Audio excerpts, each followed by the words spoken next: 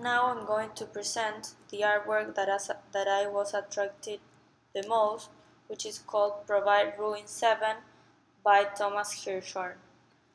The reason it's called Provide Ruin 7, I think that is because 7 is a really important number because it's the 7 days of the week, the 7 colors of the rainbow, the 7 seas, the 7 continents, the 7 kings of Rome. So I think that the artist decided to put 7 to this artwork because also you can see all the parts of the body unified in just one artwork. This is a sequence of 8 pieces, and this is the number 7. The way he decided to create this work of art was by collage paint, and he wrote some words. The word he wrote was the name of this piece, Provide Ruin 7. I was really attracted by this work of art because of the intensity it has. Like when you look at it, like it consumes you because of all the information it has. So much things is going on, and it looks like gives you the feeling of sadness, of poverty. So it's really intense.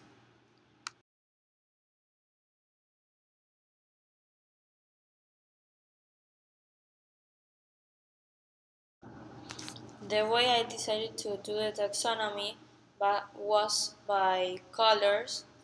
I decided to pick each color from the piece of art and do little squares and triangles to complete the whole figure.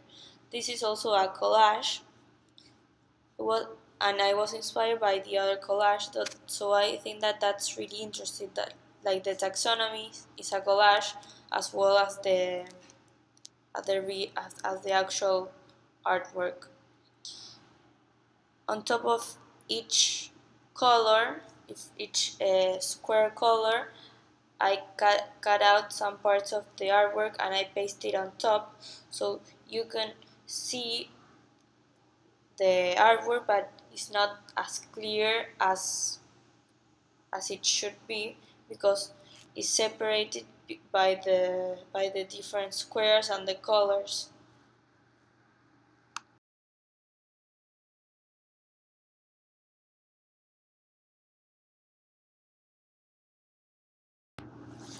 The connections that I found between Provide Ruins and this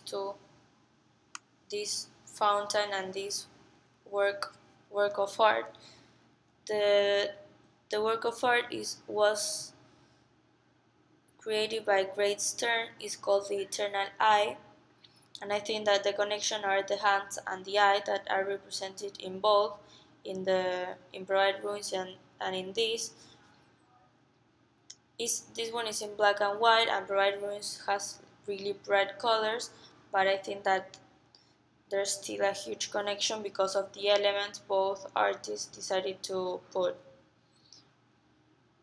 And in the New York Public Library, the fountain represents the blue of the Thomas Hirsch artwork.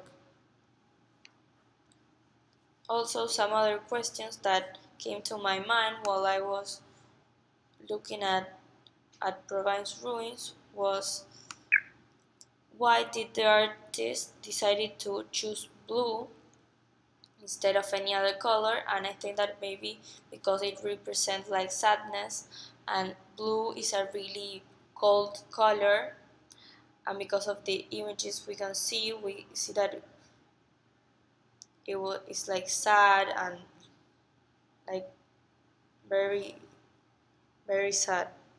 Also, another question that came to my mind was why he decided to name this piece Provide Ruin 7, and I think that he decided to name it, to put the number 7, because as I said before, the 7 is a really important number, which means the unity of everything. So here we can see all the parts of the body, and in the other artworks that are 1, 2, 3, 4, 5, and 6, we can just see some parts of the body, not all of them. And this one, that is the number 7, we can see every part of the body. So one really important question that came to my mind was why the body is separated in different parts instead of being all together.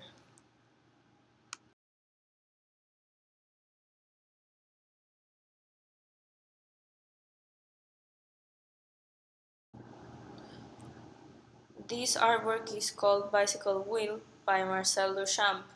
This was the one that I didn't understand, but after watching at it like for a long time, I think that there's a really good meaning and everybody can interpret it as they want.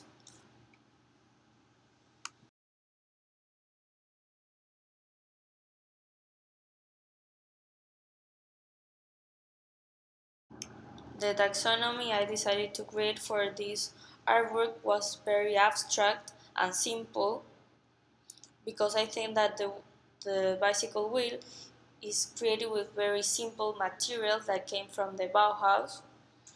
So I tried to create that kind of art by the circles and the straight lines with different uh, thickness because of the lines of the bicycle and the ones on the bench.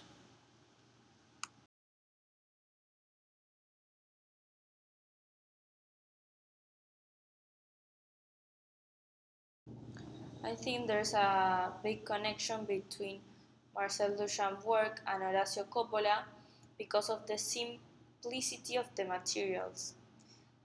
In Horacio Coppola artwork, there's an egg with a string, and it's a very simple shape and very simple material, as Marcel Duchamp did. So I think that both artworks are related with the Bauhaus.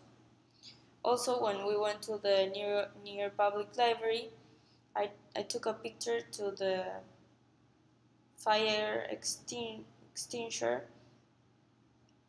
and I think that the box that the fire extinguisher is in is really simple, and the shape is really geometrical. So I think that Marcel Duchamp's work also was very geometrical. So there's the connection between the three of them.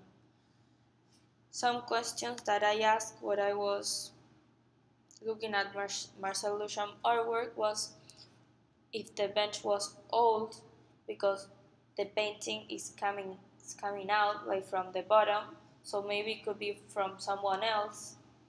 I don't know. And also a question that I was really interested was that if it has any relationship with the Bauhaus.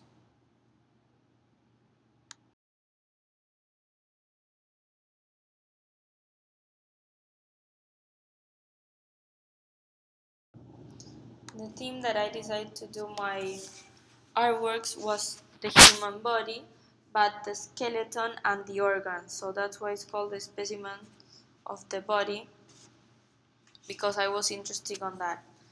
I used different materials to create and different techniques. The first technique was layering. First I did with Sharpie and then I covered it with acrylic. In the second one I just used a little amount of paint, and I created this painting. And on the third one I traced it from my computer with acrylic, and it's made on a transparent paper as well as the first painting.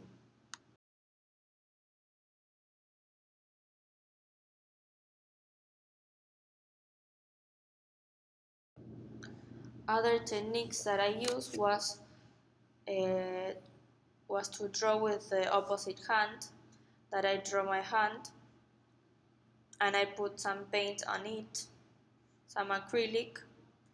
The middle drawing is the drawing of a skeleton done of two skeletons with ink, and the one on the right is a blind drawing with a line on her eyes, because as it's blind you cannot see the eyes, so I did a connection with what the meaning of that.